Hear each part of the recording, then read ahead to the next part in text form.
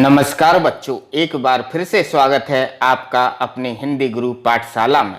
बच्चों, आज हम कक्षा 9 की हिंदी क्षितिज भाग 1 का अध्याय 13 छायावादी कवि सुमित्रा नंदन पंत द्वारा रचित कविता ग्रामश्री के प्रश्न और उत्तरों का अभ्यास करेंगे। इससे पहले देखते हैं कविता का संक्षिप्त परिचय। ग्रामश्री कविता में पंत जी ने गांव की प्राकृतिक सुषमा और समृद्धि का मनोहारी वर्णन किया है। खेतों में दूर दूर तक फैली हरियाली फसलें, फल फूलों से लदी पेड़ों की डालियां और गंगा की सुंदर रेती कवि को रोमांचित करती हैं। उसी रोमांच की अभिव्यक्ति ग्रामश्री कविता में है। आइए तो वीडियो को प्रारंभ करते हैं। इससे पहले अगर आप हमारे चैनल पर पहली बार आए हैं तो वीडियो को लाइक एवं चैनल को सब्सक्राइब अवश्य करें।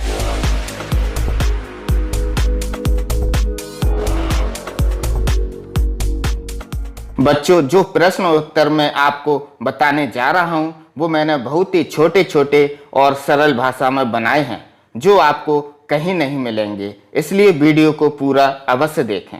बच्चों, आप वीडियो को पॉज करके उत्तरों को कॉपी में भी लिख सकते हैं। तो बच्चों, अब देखते हैं इस पाठ का प्रश्न 1। कवि ने गांव को हरता जनमन क्यों कहा है? उत्तर, कवि ने गांव को हरता जनमन इसलिए कहा है क्योंकि उसकी शोभा अनुराग है। खेतों में दूर दूर तक मखमली हरियाली फैली हुई है, उस पर सूरज की धूप चमक रही है। ग्राम की प्राकृतिक शोभा अनोखी है, वह फल फूल हरियाली आदि से संपन्न है, इसलिए यह ग्राम प्रत्येक व्यक्ति के मन को हरने वाला है। प्रश्न 2, कविता में किस मौसम के सौंदर्य का वर्णन है?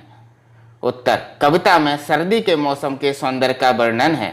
इसके अलावा खेत में सब्जियां तैयार होने, पेड़ों पर तरह तरह के फल आने पर प्रकृति का सौंदर्य इस मौसम में सबसे अधिक निखरता है।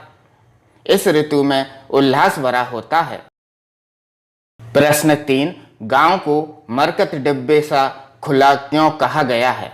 इसका उत्तर देखें। गांव में चारों ओर मखमली हरियाली और रंगों की लाली छाई हुई है। विविध फसलें लहरा रही हैं। वातावरण मनमोहक सुगंधों से भरपूर है। रंगीन तितलियां उड़ रही हैं। चारों ओर रेशमी सौंदर्य छाया हुआ है। सूरज की मीठी मीठी धूप इस सौंदर्य को और जगमगा रही है, इसलिए इस गांव की तुलना मरकत डिब्बे से की गई है। अगला प्रश्न 4, अरहर और सनई के खेत कवि को कैसे दिखाई देते हैं? इसका उत्तर देखें बच्चों। अरहर और सनई फलीदार फसलें हैं। इनकी फसलें पकने पर जब हवा चलती है तो उनमें से मधुर आवाज आती है। यह मधुर आवाज किसी स्त्री की कमर में बंधी करधनी से आती हुई प्रतीत होती है। इन्हीं मधुर आवाजों के कारण कवि को अरहर और सनई के खेत धरती की करधनी जैसे दिखाई देते हैं। प्रश्न 5, भाव स्पष्ट कीजिए। पहला भाव देखें। बालू के सांपों से अंकित गंगा की सतरंगी रेती। इसका भाव देखें। गंगा तट के रेत बल खाते सांपों की तरह लहरदार है और वह विविध रंगों वाली है। दूसरा, हसमुख हरियाली हिम आपात सुख से अलसाई से सोए। इसका भाव देखें। हरियाली धूप प्रकाश में जगमगाती हुई हसमुख सी लग रही है। सर्दी की धूप भी स्थिर और शांत है। उन्हें देखकर यूं लगता है मानो दोनों अलसाकर एक दूसरे के संग सो गए हों। प्रश्न 6, निम्न पंक्तियों में कौन सा अलंकार है? पंक्ति देखें। तिनकों के हरे सात तन पर हिल रहित रुधिर है रहा झलक। उत्तर देखें। नंबर 1, हरे हरे में पुनरुक्ति प्रकाश अलंकार है। दूसरा देखें, हरे हरे हिल हरित में अनुप्रास अलंकार है। तीसरा, हरित रुधिर रुधिर का रंग हरा बताने के कारण विरोधाभास अलंकार है। चौथा, तिनकों के हरे भरे तन पर में रूपक एवं मानवीयकरण अलंकार है। प्रश्न 7, इस कविता में जिस गांव का चित्रण हुआ है वह भारत के किस भूभाग पर स्थित है? उत्तर, इस कविता में गंगा के तट पर बसे गांव का चित्रण हुआ है। प्रश्न 8, भाव एवं भाषा की दृष्टि से आपको यह कविता कैसी लगी, उसका वर्णन अपने शब्दों में कीजिए। उत्तर, यह कविता भाव एवं भाषा की दृष्टि से मुझे बहुत अच्छी लगी है। भाव देखें इसका। ग्रामश्री कविता में उस ग्रामीण सौंदर्य का वर्णन है जो लोगों के मन को अनायास अपनी ओर खींच लेता है। गांव हरियाली से भरपूर है। यहाँ खेतों में लहराती फसलें हैं जिन पर रंग बिरंगे फूल खिले हैं, तो दूसरी ओर फलों से लदे पेड़ भी हैं जिन पर पके हुए फल मुंह में पानी ला देते हैं। भाषा की दृष्टि से देखें, कविता की भाषा सरल, सहज, बोधगम्य, प्रभामयी है, जिसमें चित्रमकता है। वर्णन इतना प्रभावी है कि सारा का सारा दृश्य आंखों के सामने साकार हो उठता है। कविता में अनुप्रास, रूपक, मानवीयकरण और विरोधाभास अलंकारों का सहज एवं स्वाभाविक प्रयोग है। इस तरह ग्रामश्री कविता भाव एवं भाषा की दृष्टि से उत्कृष्ट है। अगला प्रश्न देखें 9। आप जहां रहते हैं उस इलाके के किसी मौसम विशेष के सौंदर्य को कविता या गद्य में वर्णित कीजिए। उत्तर, मैं आगरा का रहने वाला हूं। हमारा गांव उस क्षेत्र में है जो यमुना नदी से एकमात्र 1.5 किलोमीटर दूर है। इस क्षेत्र में सर्दी और गर्मी दोनों ही अधिक पड़ते हैं। मुझे गर्मी का मौसम पसंद है।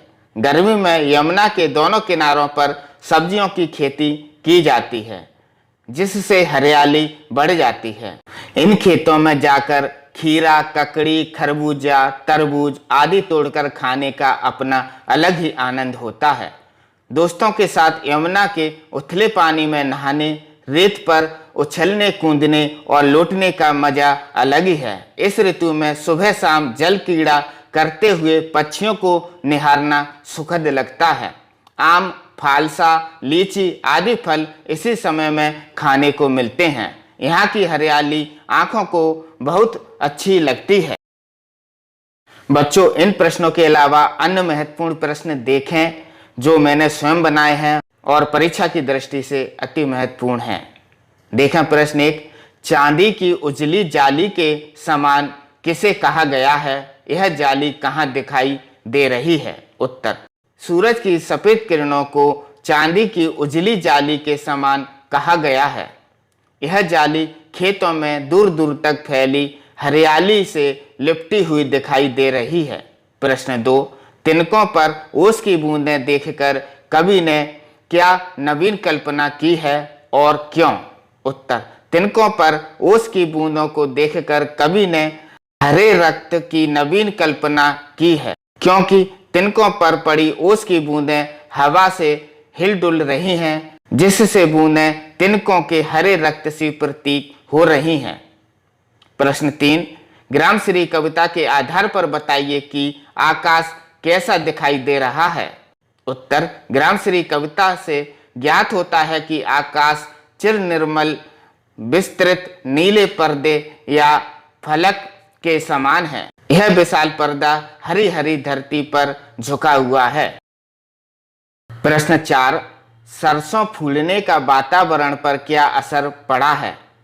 इसे झांक कर कौन देख रहा है? उत्तर, सरसों के फूलने से वातावरण में तेल की गंध भर गई है, जो हवा के साथ उड़ती फिर रही है। इस पीली पीली फूली सरसों को अलसी की कली हरी भरी धरती से झांक कर देख रही है। प्रश्न 5वां। कवि ने हरी थैली किसे कहा है और क्यों? उत्तर, कवि ने शिमला मिर्च के पौधों पर आई बड़ी बड़ी मिर्चों को हरी थैली कहा है। यह मिर्चें गुच्छों के रूप में इन पौधों पर लटक रही हैं। इन्हें देखकर लगता है कि बड़ी बड़ी हरी हरी थैलियां लटक रही हैं। बच्चों, अगर आपको यह वीडियो अच्छा लगे तो वीडियो को लाइक करें तथा चैनल को सब्सक्राइब करें और अपने दोस्तों को भी शेयर करें। धन्यवाद।